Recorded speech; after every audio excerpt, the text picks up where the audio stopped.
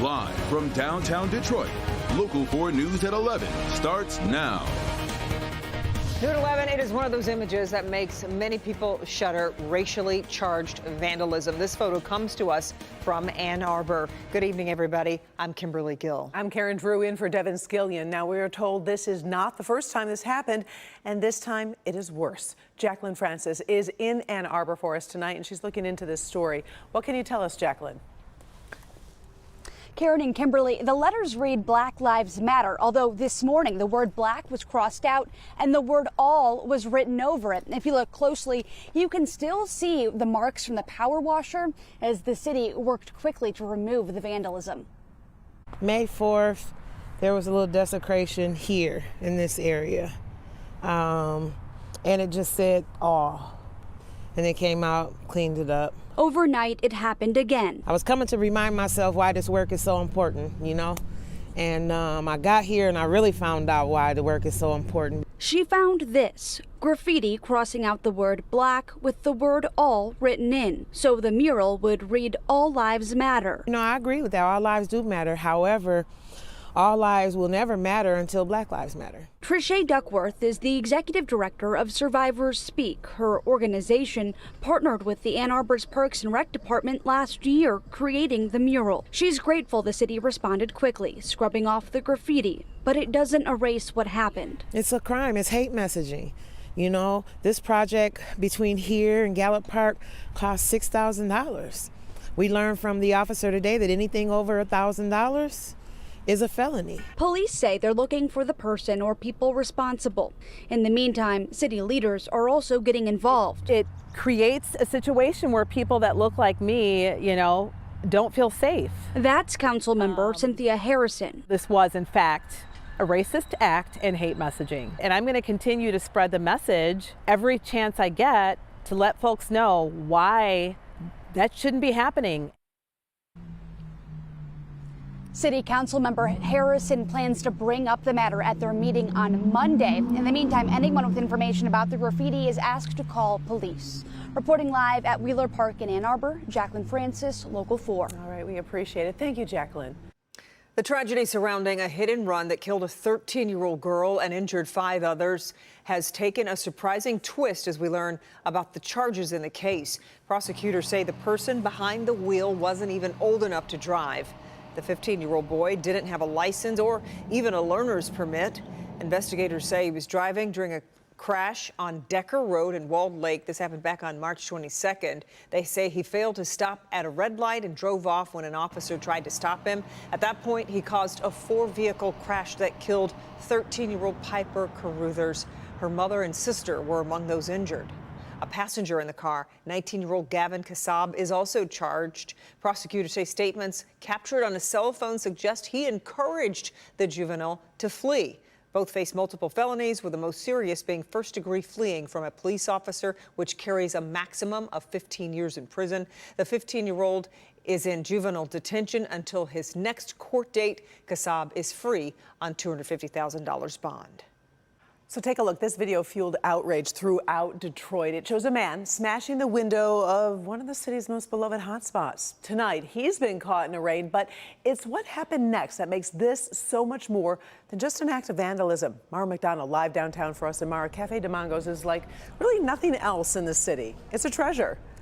It is a treasure, and Larry Mongo is an institution. So let me take you inside Cafe de Mongo. Okay. Thank you, Eli. The cocktails are outstanding, but calling it a bar or speakeasy doesn't capture the true spirit of the jewel box of a place that is really a modern salon with an intersection of the rich, famous, notorious, and everyday you'll find nowhere else, presided over by Larry Mongo. Instinct, the one that got me from 1 year old to 73, kicked in.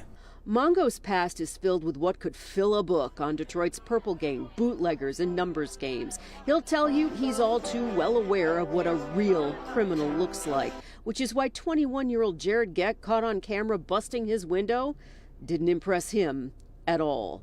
But his brother Joy called me.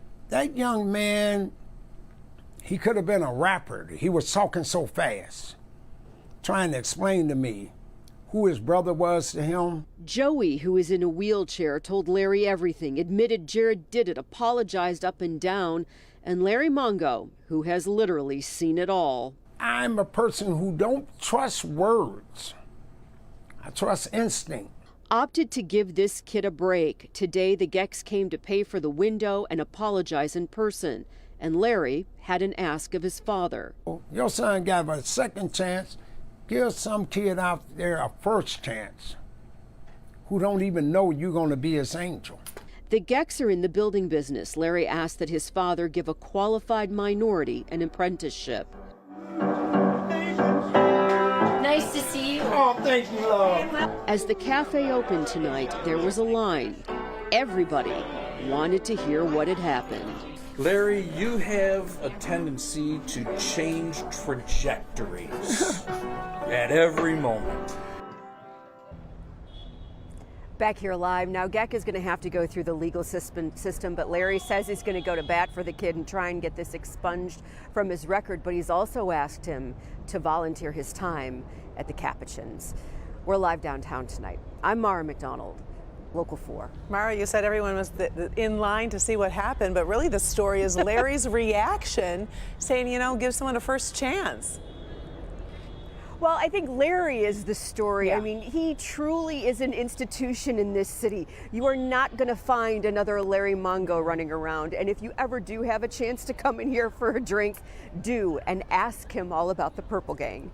Oh, back to you. All right, most definitely. Thank you, Mara. We appreciate it. Great story. Parents are reacting to a split decision from a federal judge about who's going to court and who's not in a case connected to the Oxford High School shooting. In this federal fight, the judge is allowing the suit against the school district and 2 staffers to move forward. The employees are the former dean of students and a counselor. The judge found those defendants may have contributed to the dangerous conditions that led to the shooting, but those allegations still need to be proved in court. 7 other school workers were dismissed from the case. The father of one of the 4 students who died is hoping the ruling and the suit will lead to answers about what went wrong that day in November of 2021. Buckmeyer's son, Tate, was one of the young people who died. His father wants to know why no one realized the shooter had a gun in his backpack inside the school. Why didn't you check it? Simple. And also, what have you been trained in to be able to identify?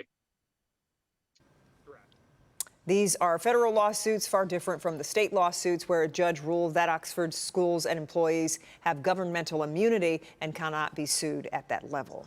The family of a Detroit woman is mourning her death in a fire just 2 days before Mother's Day. It appears she was able to call for help, but unable to escape. The fire started early this morning over on Algonquin on Detroit's east side.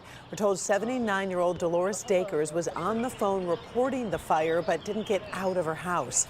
Her family's devastated and trying to focus on honoring her memory. It's the kind of thing where you deal with the memories, right? I mean, mom is, a mom's love goes beyond and forever. So it's not the kind of thing that, you know, is all sadness, because we definitely have a lot of the good things to hold on to. Dakers' family tells us they believe the fire started in a utility room, but the exact cause remains under investigation.